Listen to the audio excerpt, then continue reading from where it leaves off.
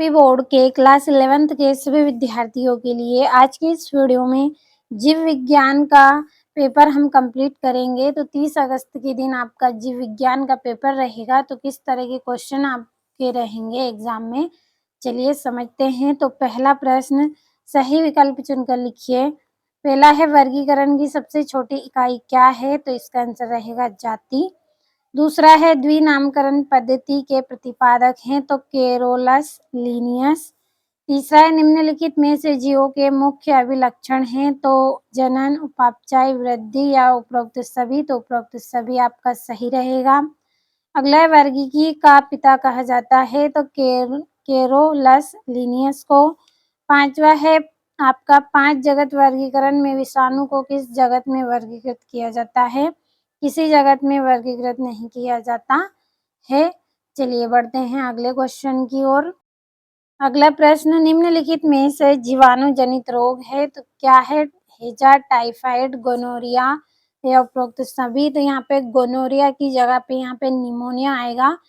तो ये आपका जो आंसर है वो क्या है? उपरोक्त सभी है। यहाँ पे निमोनिया, क्योंकि जो जीवाणु जनित रोग है वो हैजा भी है, टाइफाइड भी है और निमोनिया भी है। तो इसलिए हमारा आंसर क्या है? उपरोक्त सभी। अगला है कोशिका सिद्धांत किसके द्वारा प्रस्तावित किया गया है? तो स्लीडेन एवं स्वान के द्वारा। अगला प्रश्न, रिक्त स्थान भरिए। पहला है 5 जगत वर्गीकरण के जनक डेडेस को कहा जाता है, तो एच विट टेकर को कहा जाता है। दूसरा है भूरे शैवाल का रंग डेडेस वर्णक के कारण होता है, तो फ्यूकोजेथिन के द्वारा। तीसरा है सबसे छोटा एंजियोस्पर्म रेडियस है, तो वोल्फिया। चौथा है संघ प्लेटीहेल्मिन्थिज में डेडेस प्रकार की देह गुहा पाई जाती है, तो पराशरन प्रकार की देह गुहा पाई जाती है। पांचवा संघ आर्थ्रोपोडा में डेडेस जल सेवन प्रकार की समिति पाई जाती है, तो एक्नोडर्मेटा संघ की पाई जाती हैं, समिति पाई जाती हैं। और जल संवहन तंत्र आर्थ्रोपोडा डेडेस संघ की विशेषता है, तो एक्नोडर्मेटा संघ की यहाँ आपकी विशेषता है। और राइबोसोम डेडेस के संश्लेषण में सहायक होते हैं, तो इसका आंसर आपको भरना है। यहाँ से आपकी जोड़ियां हैं। पहली जोड़ी है पुतंतु, तो इसकी है जयांग, और दूसरा है वर्तिकाग्र, तो इसकी रहेगी पुमंग। दोनों जोड़ियों को आप एक बार अच्छे से कंप्लीट कर ले, क्योंकि मुझे इनमें थोड़ा सा डाउट है। और दाले की जोड़ी आपकी रहेगी इसमें फेबिसी।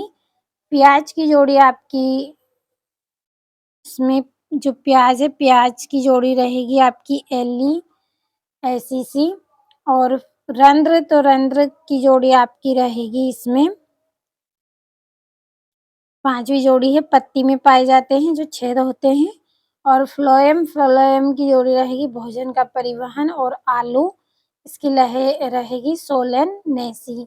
ये हो गई आपकी जोड़ियां। यहाँ से अगला जो प्रश्न है आपका, उसमें एक वाक्य में उत्तर भरने हैं।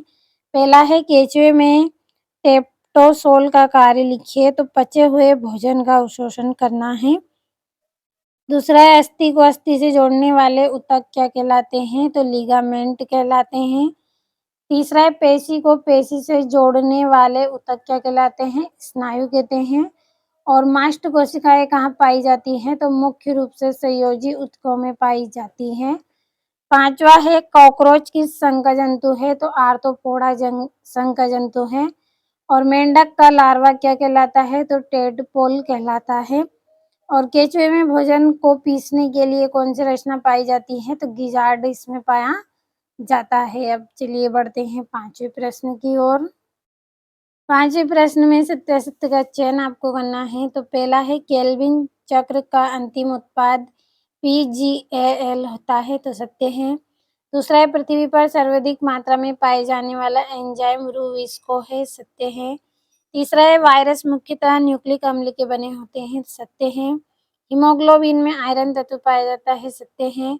और सी चक्र को हेज स्लेग चक्र भी कहते हैं, तो सत्य है। और प्रोटीन के श्वसन गुणांक का मान 1 से अधिक होता है, तो ये आपका असत्य है। छठा प्रश्न, कोशिका की परिभाषा लिखिए। 7वां है मोनेरा एवं प्रोटेस्टा में कोई दो अंतर लिखिए। 8वां है पैरामीशियम अमीबा व यूग्लिना में चलन अंग का नाम लिखिए। 9वां है बायोफाइटा के दो आर्थिक महत्व लिखिए। और यहाँ से आपका अगला है बायोफाइटा को पादप जगत का जल स्थलचर क्यों कहा जाता है। 11वां है चमगादड़ को स्तनी पक्षी क्यों माना गया है। 12वां है जाइलम तथा फ्लोएम ऊतक के कार्य लिखिए। 13वां है जीवों का वर्गीकृत क्यों किया जाता है, किन्हीं 3 कारणों को लिखिए और मोनेरा जगत के 3 लक्षण लिखिए। तो चलिए बढ़ते हैं 15वें प्रश्न की ओर। तो इस वीडियो में कुल आपको 14 प्रश्न बताए गए हैं। सभी का स्क्रीनशॉट आपने लिया होगा तो अच्छे से आपको कंप्लीट कर लेना है। ये आपका यहाँ से छठा प्रश्न है, कोशिका की परिभाषा लिखिए। तो कोशिका जीवन की सबसे छोटी संरचनात्मक और कार्यात्मक इकाई है जो स्वतंत्र रूप से जीवन के सभी कार्यों को करने में सक्षम है। तो ये हो गई कोशिका की परिभाषा। स्क्रीनशॉट आपको जल्दी से लेना है। अब इसके अथवे को हम पढ़ेंगे। तो इसका अथवा है केंद्रक के 2 कार्य। तो कोशिका की सभी जैविक गतिविधियों को नियंत्रित और समन्वय करता है। कौन करता है? केंद्रक। दूसरा है आनुवांशिकी सामग्री यानी डीएनए को संग्रहित करना और कोशिका विभाजन के दौरान इसे अगली पीढ़ी में स्थानांतरित करना। ये कार्य कौन करता है? केंद्रक करता है। स्क्रीनशॉट आपने लिया होगा। चलिए 7वां प्रश्न समझते हैं। 7वां प्रश्न है आपका जिसमें आपको कोशिका संरचना है पहली जो मोनेरा एवं प्रोटेस्टा में 2 अंतर करने हैं। तो कोशिका संरचना मोनेरा प्रोकैरियोटिक होते हैं और जबकि प्रोटेस्टा यूकैरियोटिक होते हैं और झिल्लीबद्ध कोशिकांग होते हैं। दूसरा है कोशिकांग। तो मोनेरा में झिल्लीबद्ध कोशिकांग अनुपस्थित होते हैं जबकि प्रोटिस्टा में उपस्थित होते हैं। तो ये हो गए हैं आपके यहाँ पे 2 पॉइंट। यहाँ से आपका जो अगला प्रश्न है उसमें आपको समष्टि की परिभाषा बतानी है। तो जीव विज्ञान में समष्टि एक ही प्रजाति के जीवों के समूह हैं जो विशिष्ट भौगोलिक क्षेत्र में एक साथ रहते हैं और आपस में प्रजनन करते हैं। तो ये हो गई समष्टि की परिभाषा। 8वां प्रश्न हम यहाँ से पढ़ेंगे जिसमें आपको पैरामीशियम अमीबा व यूग्लिना में चलन अंग का नाम लिखना है। पहला अंग है पैरामीशियम सीलिया। दूसरा है अमीबा में इश्यूडोपोडिया और यूग्लिना है फ्लैगेला। तो ये हो गए हैं आपके यहाँ पे अमीबा व यूग्लिना में चलन अंग का नाम। यहाँ से इसका अथवा है आपका ये मुख्य रूप से जलीय होते हैं और क्या है समुद्र या मीठे जल में ये पाए जाते हैं। दूसरा इसमें क्लोरोफिल होता है और ये प्रकाश संश्लेषण द्वारा अपना भोजन स्वयं बनाते हैं। तो ये छोटे-छोटे प्रश्न के आंसर आप कर सकते हैं, अच्छे से कंप्लीट करिएगा। बढ़ते हैं हम हमारे अगले प्रश्न की ओर। तो द्विनिषेचन इसको हम थोड़ा-सा समझ लेते हैं। क्या होता है द्विनिषेचन? तो यह एंजियोस्पर्म यानी कि फूल वाले पौधों में होने वाली एक अनूठी प्रक्रिया है जिसमें एक परागन नली से 2 नर युग्मक निकलते हैं। इसमें एक नर युग्मक अंड कोशिका के साथ संलयन करके युग्मनज बनाता है और दूसरा नर युग्मक कोशिकी केंद्रिका के ध्रुव नाभिकों के साथ संलयन करके भ्रूणपोष बनाता है। तो 1-2 बार अच्छे से पढ़िएगा, आप कंप्लीट अच्छे से कर सकते हैं। चलिए बढ़ते हैं 10वें प्रश्न की ओर। तो 10वां प्रश्न का आंसर भी छोटा है, आप पढ़ लीजिए। बड़े जो प्रश्न हैं उनके आंसरों को हम समझेंगे अच्छे से। ये यहाँ से आर्थ्रोपोडा संघ की 2 विशेषता है आपकी, तो कंप्लीट अच्छे से कर लेना है। यहाँ से 11वां प्रश्न है आपका चमगादड़ को स्तनी पक्षी क्यों माना गया है। चमगादड़ को स्तनी पक्षी माना गया है क्योंकि चमगादड़ स्तनधारी है, पक्षी नहीं है। उन्हें स्तनी इसलिए कहा जाता है क्योंकि वे अपने बच्चों को दूध पिलाते हैं और उनमें स्तन ग्रंथियां होती हैं और वे उड़ सकते हैं, लेकिन वे पक्षियों की तरह पंखों वाले नहीं होते हैं बल्कि उनके पंख त्वचा की झिल्ली से बने होते हैं, इसलिए चमगादड़ को स्तनी पक्षी माना गया है। अब बढ़ते हैं हम हमारे अगले प्रश्न की ओर। अगला जो प्रश्न है पोरीफेरा संघ के 2 लक्षण लिखिए। पहला है छिद्रिल शरीर, तो इनके शरीर में असंख्य छोटे छिद्र होते हैं जिनके माध्यम से पानी अंदर जाता है। इनके शरीर में क्या है, असंख्य छोटे-छोटे छिद्र होते हैं जिनके माध्यम से क्या जाता है, पानी जाता है। दूसरा है कोश की स्तर का संगठन, इनमें ऊतक या अंग नहीं होते हैं बल्कि क्या होता है, इनमें कोशिकाओं का ढीला समूह होता है। ये हो गए हैं पेरिफोरस अंग के 2 लक्षण। बढ़ते हैं 12वें प्रश्न की ओर, तो यहाँ से जो 12वां प्रश्न है आपका, इसमें जाइलम तथा फ्लोएम ऊतक के कार्य। तो पहला है जाइलम, पौधों में जल और खनिजों का जड़ों से पत्तियों तक परिवहन करता है। क्या करता है ये, पौधों में जल और खनिजों का जड़ों से पत्तियों तक परिवहन करता है। फ्लोएम क्या करता है, पत्तियों में बने भोजन को पौधों के अन्य भागों तक पहुंचाने का कार्य करता है। तो ये हो गए हैं जाइलम फ्लोएम के कार्य। यहाँ से आपका जो अगला प्रश्न है, इसमें पक्षियों में उड़ने हेतु क्या-क्या रूपांतरण पाए जाते हैं। तो पहला है हल्की और खोखली हड्डियाँ, तो इनकी हड्डियाँ हल्की और कैसी होती है, खोखली होती है, जिनसे शरीर का वजन कम होता है। दूसरा है पंखों का विकास, तो अग्रपाद पंखों में रूपांतरित हो जाते हैं। क्या करते हैं, जो अग्रपाद होते हैं वो किसमें रूपांतरित हो जाते हैं, पंखों में रूपांतरित हो जाते हैं।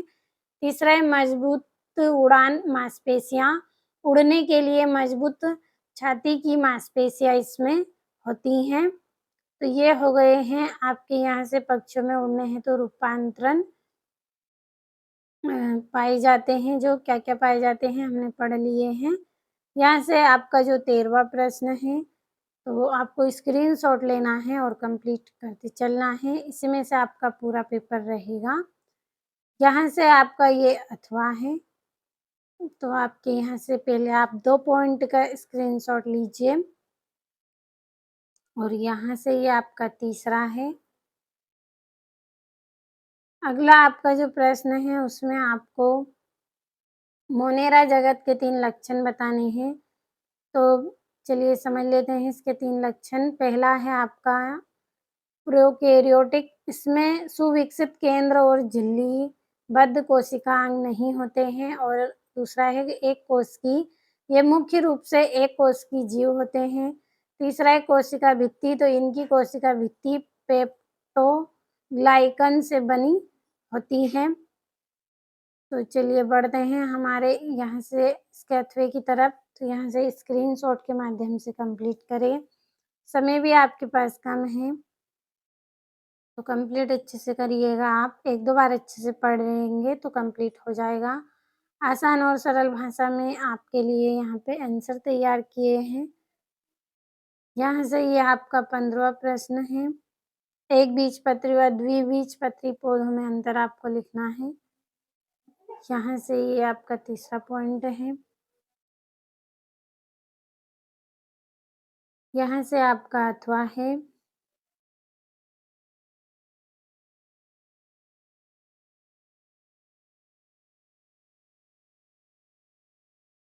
सोलहवां प्रश्न है ये आपका, जिसमें आपको कोर्डेटा व नॉन कोर्डेटा में अंतर बताना है। तो कंप्लीट अच्छे से करिएगा आप पूरे प्रश्नों को। यहाँ से ये आपका अथवा है।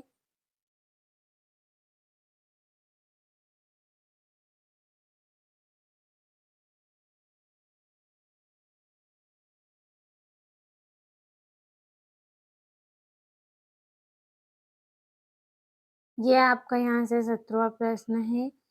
अस्थिल व उपास्थि मछलियों में अंतर स्पष्ट करना है आपको।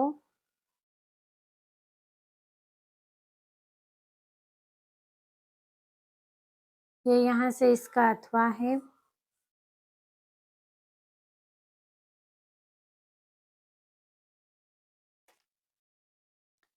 और ये यहाँ से आपका चौथा पॉइंट, और ये यहाँ से आपका 18वां है। तने के भूमिगत रूपांतरों को समझाना है। तो कंप्लीट अच्छे से करना आप सभी प्रश्नों को। यहाँ से ये इसका अथवा है।